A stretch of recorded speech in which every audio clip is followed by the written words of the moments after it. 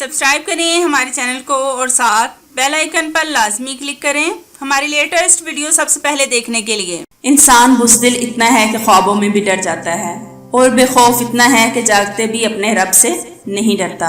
बिस्मिल्लाहिर्रहमानिर्रहीम। अस्सलाम वालेकुम नाज़रीन, वेलकम टू माय चैनल। नाज़रीन, मैं उम्मीद करती हूँ आप सब लोग खैरियत से होंगे। नाज़रीन, आज मैं आपकी खिदमत में एक ज़बरदस्त सा नुस्खा लेकर हाजिर हुई हूँ। नाज़रीन, आज जो मैं नुस्खा लेकर हाजिर हुई हूँ वो प्लास्टिक के बर्तनों की सफाई के हवाले से है, जिनमें प्लास्टिक के डिनर सेट, प्लास्टिक की बोतलें और प्लास्टिक की टोकरियाँ शामिल हैं।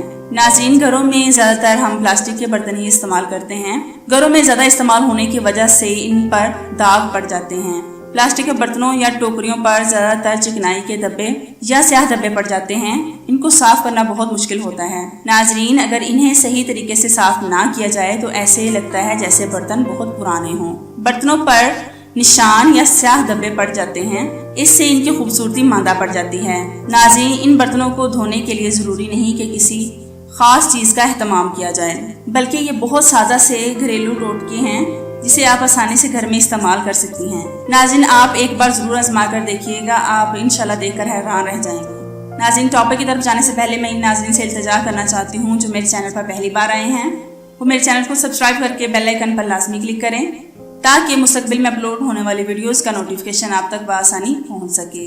तो बढ़ते हैं नाज़रीन अपने टॉपिक की तरफ। नाज़रीन, अगर प्लास्टिक की बोतलों या प्लास्टिक के बर्तनों में काले निशान या दाग धब्बे पड़ जाएं या फिर चिकनाई जम जाए तो आपने लेना है एक बड़ा टब जिसमें प्लास्टिक की बोतलें और बर्तन अच्छी तरह से आ जाएं। इसके बाद आपने लेना है फुल गर्म पानी। फिर आपने लेना है सरफ 3 से 4 चम्मच। अब पानी में चम्मच की मदद से सरफ डालकर अच्छी तरह हल करें।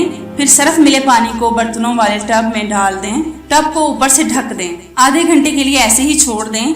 फिर बर्तनों को दूसरे सरफ से धो लें। बर्तन चमक उठेंगे।